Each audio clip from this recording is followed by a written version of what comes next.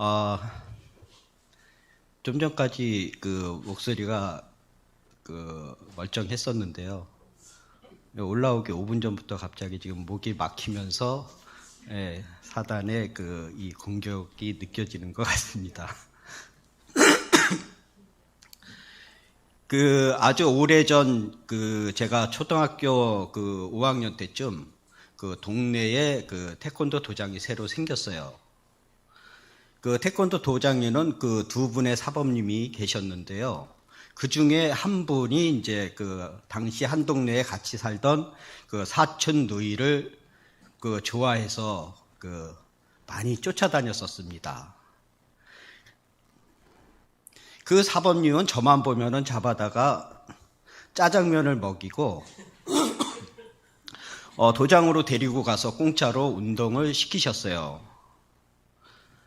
그래서 저는 이 태권도 도장이 이제 저의 놀이터이자 공부방이 되었죠.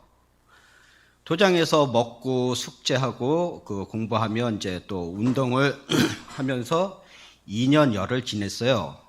그래서 이제 태권도에 대해서는 자신감이 넘쳤죠. 특히 이제 이 가끔 중학생들과 이제 대련도 했었는데 아주 하여튼 자신만만하게 당당하게 겨루었었습니다. 이제 그러다가 이제 중학교를 가게 되었는데요. 두 분의 사범님 중 또 다른 한 분은 그 당시 중학교 태권도부 코치를 겸임하고 계셨었어요. 그래서 다른 사범님이 이제 저를 이 태권도부에 이 스카우트 하시려고 많이 이제 공을 들이셨죠. 그래서 이제 저를 핑급으로 이제 스카우트 제의를 하셨습니다. 그래서 핑급은 씨름으로 치면은 천하장사에 완전 반대되는 가장 가벼운 체급이었습니다. 그러나 이제 당시 제가 초등학교 당시 사회적 분위기는 운동선수나 연예인은 아주 천한 직업으로 여겼던 시절이었죠. 그래서 이제 저는 운동에 대해서는 전혀 관심이 없었습니다. 이제 그러다가 이제 제가 이제 드디어 중학교에 입학을 하게 되었습니다. 그래서 이제 반이 배정되고 담임 선생님께서 이제 학생 번호를 부여하셨는데 학생 번호가 키 순서대로 되었어요. 그래서 제가 당당히 2번이 되었습니다. 그래서 이제 저와 1번 친구와는 좀 키가 차이가 있었어요. 제가 좀 그래도 1번 친구보다는 조금 컸었습니다. 그래서 저는 1번 친구 앞에서는 당당하고 자신이 있었죠. 남자들 세계는 좀 이 신체적인 우월감 이런 게 있는 모양입니다. 이제 첫 주에 주번을 2명 배정을 이제 했는데요. 당연히 1번과 2번이 주번이 되었습니다. 그래서 주번은 이제 아침에 일찍 등교해서 청소하고 정리하고 이제 탕비실 가서 따뜻한 물도 이제 갖다 놓고 좀 할 일이 많았었습니다. 그래서 저는 이제 이 우월감으로 1번 친구를 시키기 시작했어요.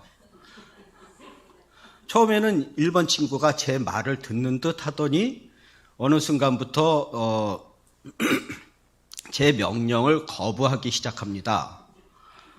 그래서 저는 이제 남자로서 좀 자존심이 많이 상했죠. 그래서 수업이 끝나고 남아서 결투를 하자고 선언을 했습니다. 그랬더니 이 사실이 전교 학생들에게 순식간에 이제 퍼지면서 8반의 1번과 2번이 학교 앞 공터에서 결투를 한다더라. 아주 그냥 난리가 났었습니다. 제가 생각해도 상식적으로 이 올망졸망한 쪼무레기 이 두 친구가 결투를 한다 그러니 얼마나 이 기대가 됐겠습니까? 어쨌든 드디어 종례가 끝난 후 이제 학교 앞 이 공터로 갔죠. 이미 공터에는 학생들이 구경하려고 득실득실 거렸습니다. 어쨌든 저는 붓옷을 벗고 이제 이 겨루기 자세를 이제 취하면서 속으로 너 오늘 내가 살살 다뤄줄 테니까 좀 천천히 가자 라는 이제 생각을 했죠. 그래서 결국 1번 친구는 저에게 훔친 두들겨 맞고 무릎을 꿇어서 항복을 했으면 좋겠지만 그런 일은 결코 일어나지 않았습니다. 1번 친구는 갑자기 이 양손을 옆으로 펴고 한쪽 다리를 올리며 하계 자세를 취하더군요. 그래서 저는 이제 너무 당황해서 이 자식이 장난하나 하면서 이렇게 하다가 갑자기 이제 1번 친구 주먹에 얼굴을 또 한 대 얻어맞고요.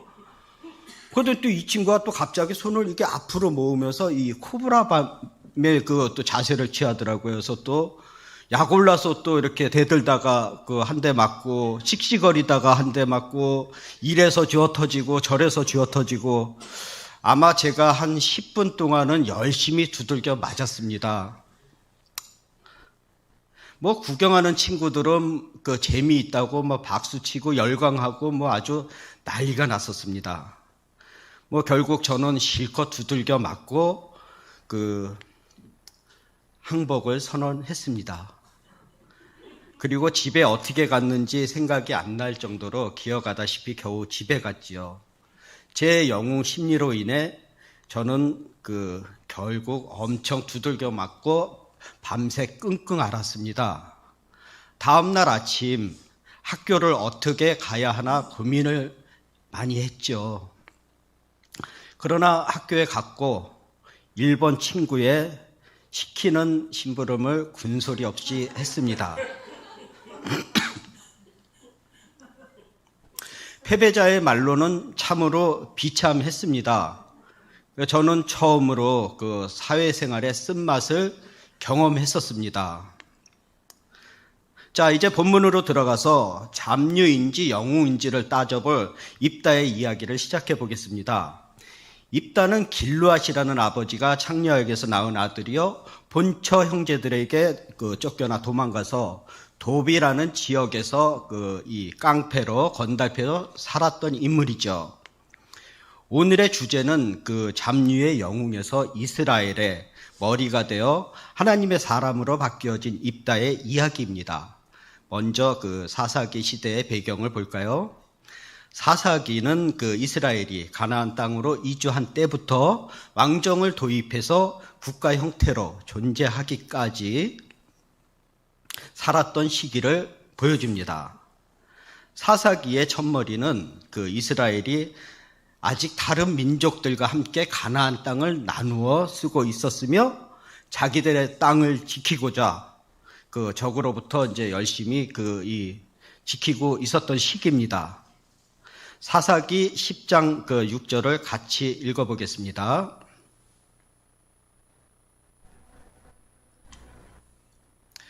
이스라엘 자손이 다시 주님께서 보시는 앞에서 악을 저질렀다. 그들은 바알 신들과 아스다롯과 시리아의 신들과 시돈의 신들과 모압의 신들과 암몬 사람의 신들과 블레셋 사람의 신들을 섬기고 주님을 저버려 더 이상 주님을 섬기지 않았다. 라고 말합니다. 이스라엘이 다시 하나님을 배반한 것이죠. 배반하다는 강하게 반역의 의지를 나타내는 단어이죠. 사사기가 시작한 후 이 시점까지 7명의 사사가 있었는데요.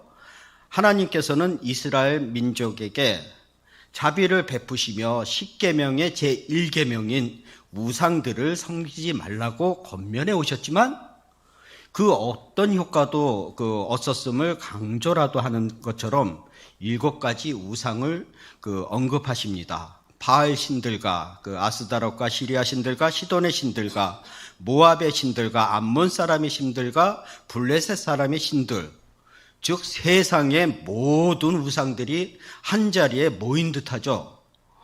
하나님의 심판을 받아 진멸해야 했던 가나안 사람들의 자리에 오히려 가나안 사람들 대신 이스라엘 민족이 와 있는 듯 이스라엘의 우상 숭배는 최고조였습니다. 하나님을 배반한 이스라엘은 신의 산에서 맺은 하나님과 맺은 언약의 규정에 따라 벌을 받아야 했죠. 그래서 하나님께서는 진노하시어 그 이스라엘을 이방인의 손에 파셨어요. 블레셋 사람과 암몬 사람들이 하나님의 심판의 도구로 사용이 되었는데요. 하나님께서는 그 한 민족이 아니라 두 민족에게 이스라엘을 넘기신 것도 처음 있는 일이죠. 블레셋은 남서쪽에서, 암몬은 북동쪽에서 이스라엘을 압박해 왔어요. 하나님의 진노가 어느 정도였는지 상상이 가는 대목이죠. 블레셋 사람들도 이스라엘에게 많은 고통을 주었지만 암몬은 18년 동안이나 이스라엘을 괴롭혔어요. 10장 7절 8절을 같이 읽어보겠습니다. 그러므로 주님께서 이스라엘 백성에게 진노하시어 그들을 블레셋 사람과 암몬 사람의 손에 내어주시니 그 해에 그들이 이스라엘 자손을 억압하고 학대하니 요단강 동쪽 길르앗 지방 아모리 사람의 땅에 사는 온 이스라엘 자손이 18해 동안이나 그렇게 억압을 당하였다. 암몬 사람들은 자신의 영토에 인접해 있던 그 길르앗의 지역에 사는 이스라엘 사람들을 괴롭혔어요. 길르앗은 그 요단강 동편에 루벤, 갓, 므납세 지파가 차지한 땅을 칭하는 말인데 한때는 서쪽으로는 요단강, 북쪽으로는 사막, 남쪽으로는 아르논강, 북쪽으로는 바산에 이르는 매우 넓은 지역이었어요. 암몬 사람들은 그 길르앗 지역에 정착한 이스라엘 사람들만 억압하는 것이 아니라 요단강을 건너와 베냐민, 에브라임 지파까지 괴롭혔죠. 이스라엘이 그렇게 암몬 사람들에게 당하고 있었다는 것은 그 시대에 이스라엘에 임한 고통이 매우 광범위하게 크고 강렬했음을 시사하는 것이죠. 암몬 사람들의 억압이 18년 동안이나 계속되었으니 버텨낼 힘이 없는 것은 당연한 일이죠. 견디다 못해 이스라엘이 결국 하나님께 부르짖습니다. 이번에는 아프다고 소리만 친 것이 아니라 죄의 고백을 덧붙였죠. 이스라엘이 처한 상황이 그만큼 어려웠음을 나타냅니다. 그러나 하나님께서는 회개하는 그들을 위해 구원자를 세우시지 않고 오히려 뻔뻔스럽다며 야단치셨습니다. 사사기에서는 처음으로 이스라엘이 자신들의 죄에 대해 고백을 하죠. 이스라엘은 자신들이 첫 번째 계명을 어겼음을 시인하고 있지만 용서에 대한 강력한 간구와 진실함이 없었던 것이죠. 하나님께서는 과거 이스라엘에게 베풀어 주셨던 구원의 은혜를 몇 가지 예를 들어 말씀하시며 배은망덕한 이스라엘을 더 이상 구원할 의향이 없다고 선언하셨어요. 하나님께서 울부짖는 이스라엘에게 구원을 거부하시는 일도 처음 있는 일이죠. 10장 13절에 그런데도 너희는 나를 저버리고 다른 신들을 섬겼다의 말씀은 하나님의 탄식 소리가 배어 있는 듯합니다. 또 10장 14절에 너희가 선택한 신들에게 나가서 부르짖어라. 너희가 괴로울 때에 그들에게 가서 구원하여 달라고 해라 라고 말씀하셨죠. 우리는 흔히 그 은혜를 모르는 사람을 금수만도 못하다라고 합니다.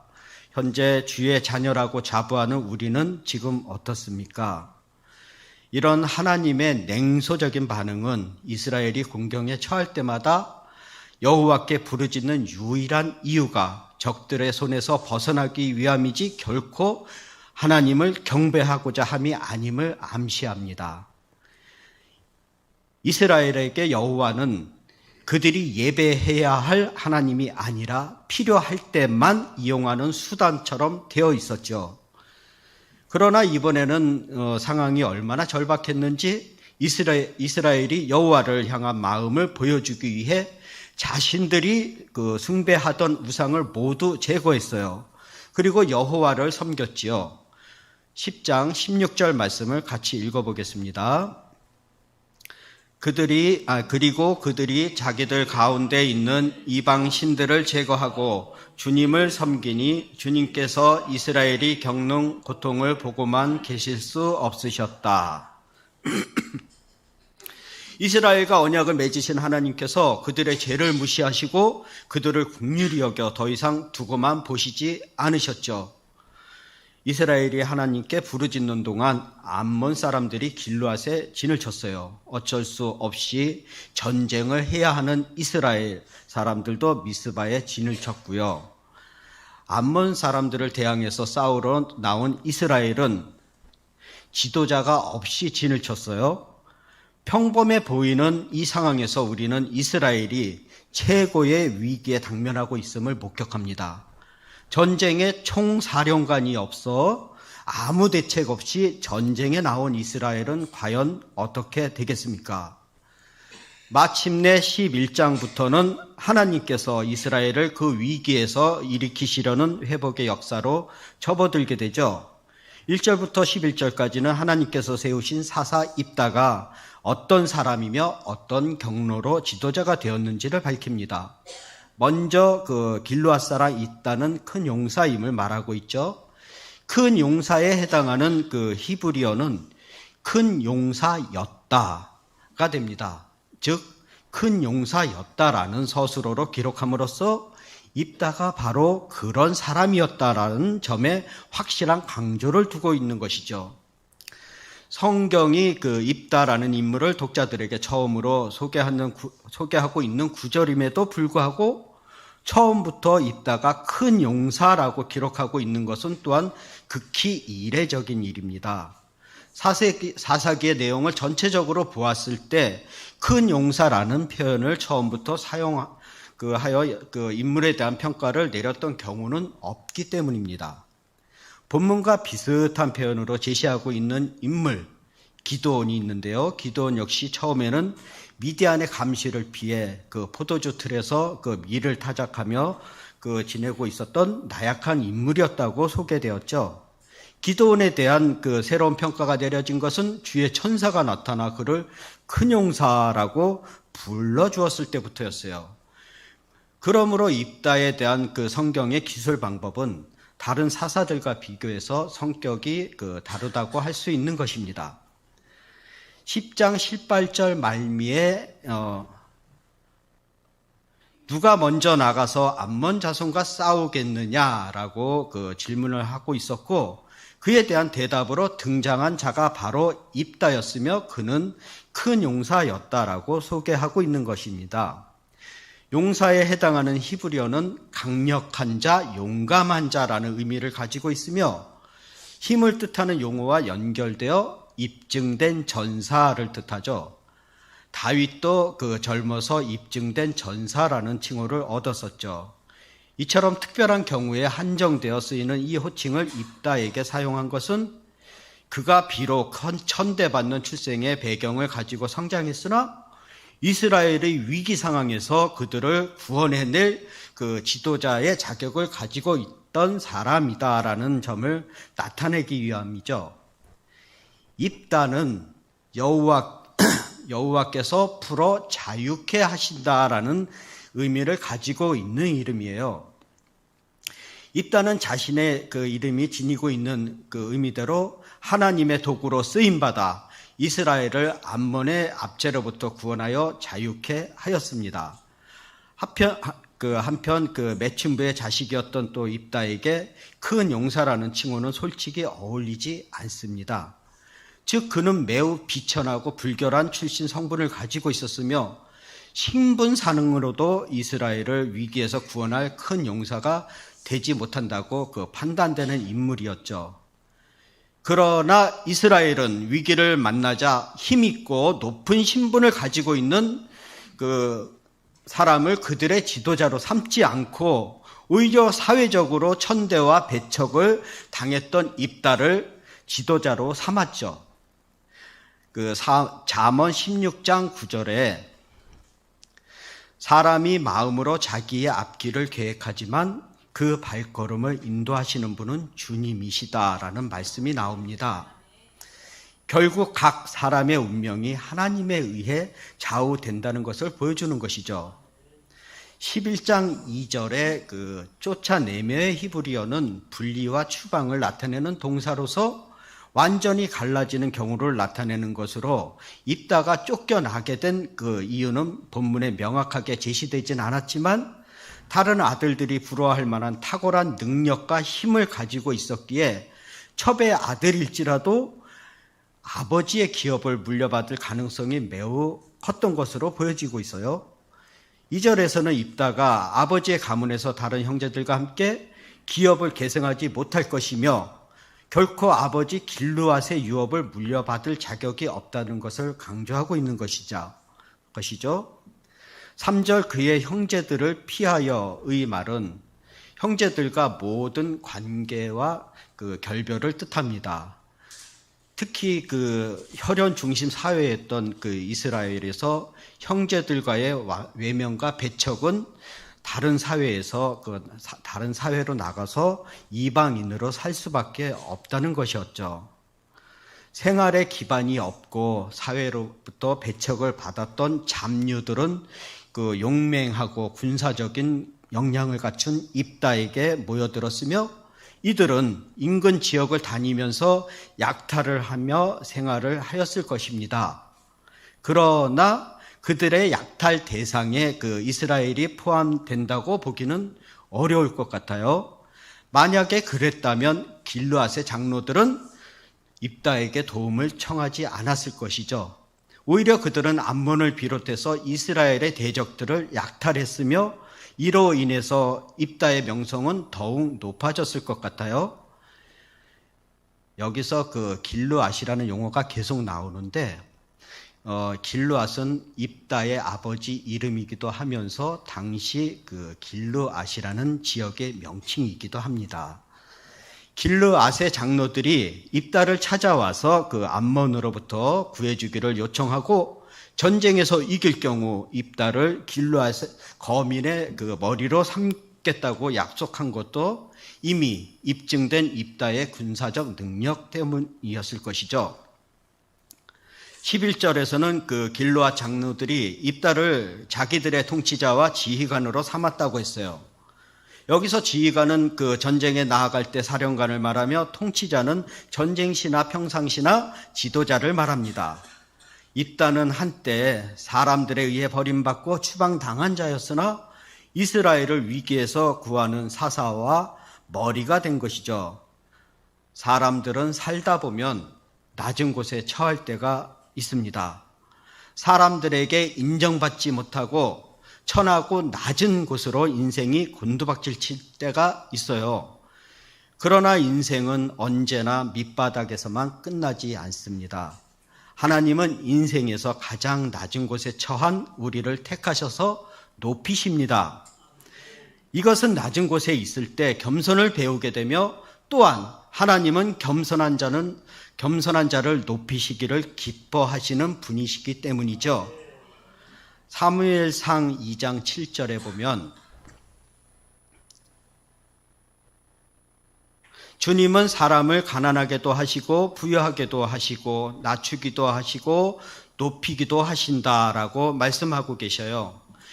이는 하나님의 그 높고 낮아짐이 하나님의 주권과 뜻에 달려 있다는 것이죠.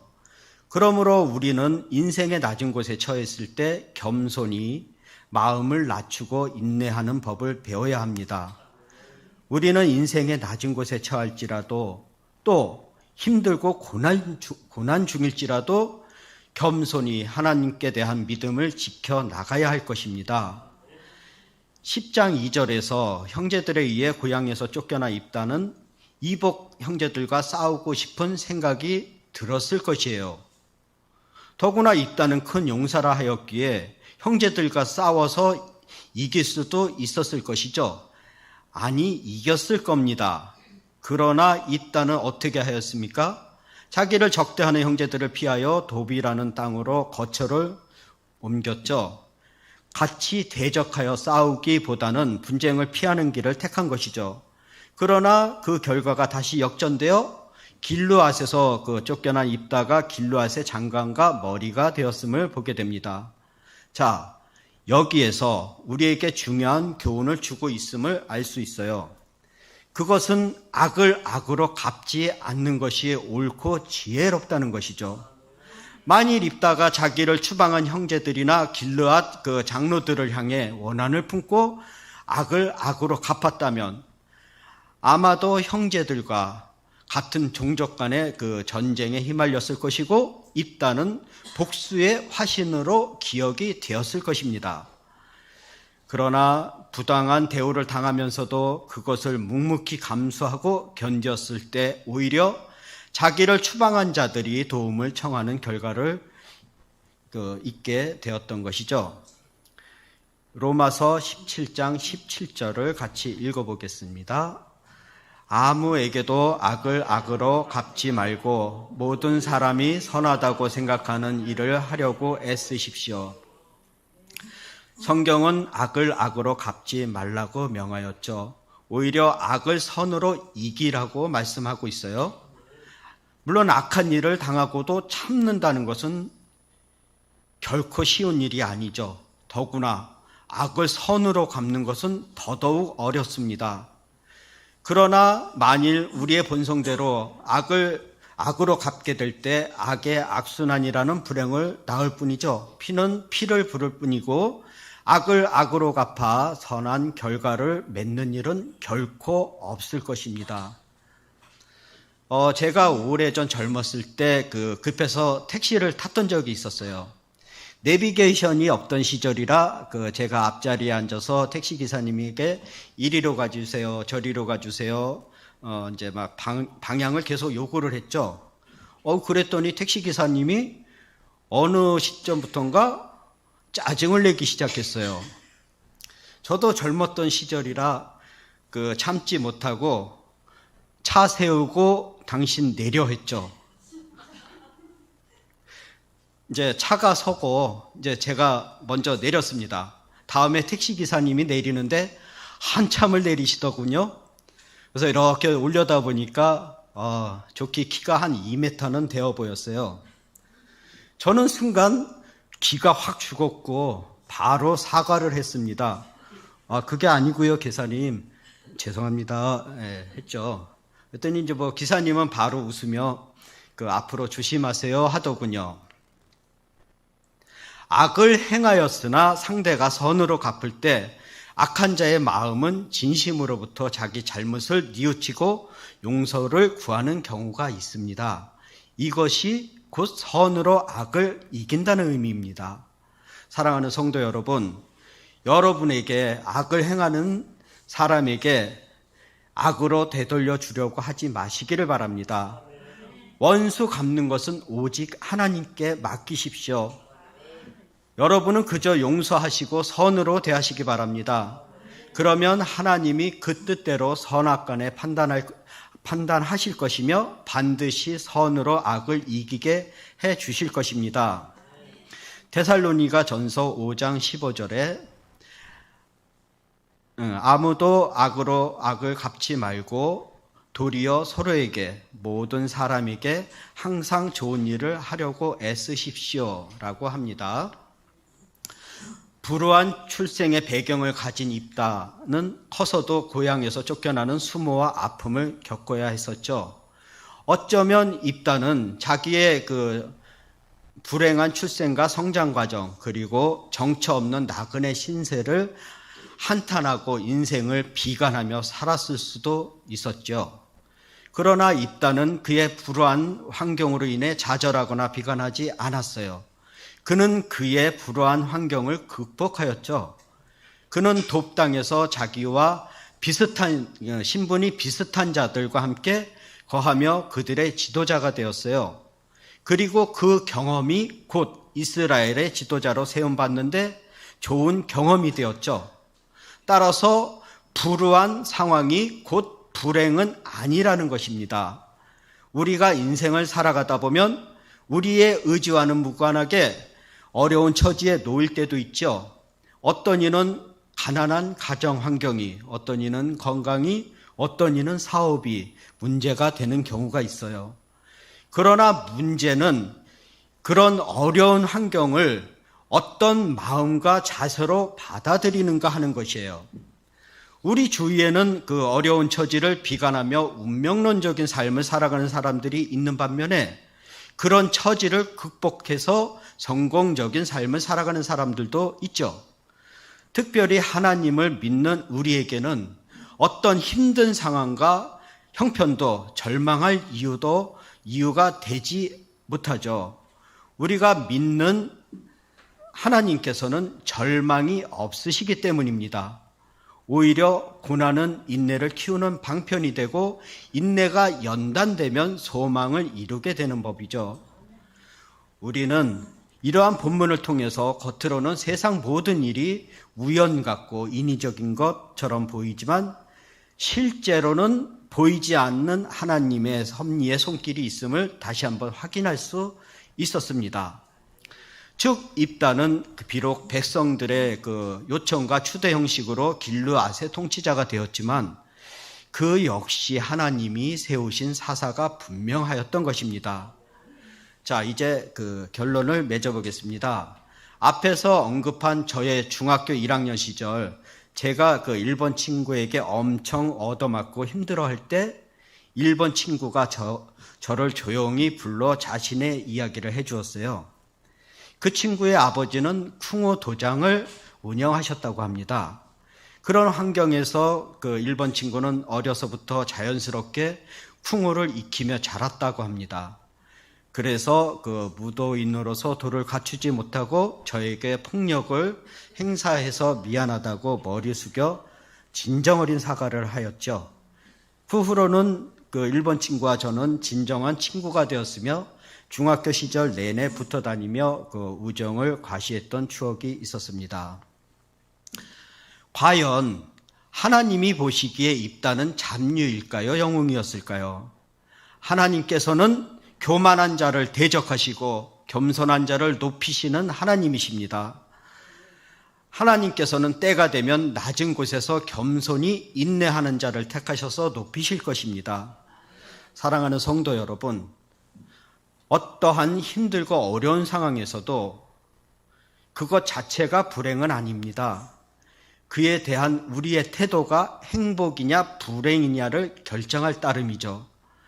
하나님은 우리의 믿음 여하에 따라 그 힘들고 어려운 상황을 오히려 선한 일을 이루기 위한 기회로 삼으시기도 하십니다.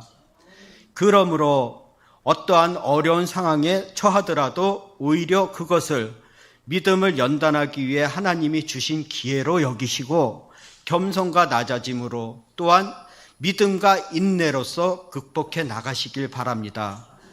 그러다 보면 하나님께서는 여러분을 반드시 땅끝까지 복음의 통로로 크게 들어 사용하실 것입니다.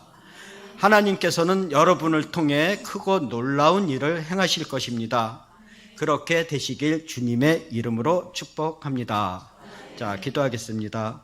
하나님, 오늘 입다의 삶을 보았습니다. 어려운 환경에 비관하지 않고 이겨낸 입다를 통하여 하나님께서는 하나님의 역사를 세우셨습니다. 저희들도 하나님의 복음의 통로로 사용되어지길 원합니다. 하나님 들어 사용하여 주옵소서. 예수님의 이름으로 기도드립니다. 아멘.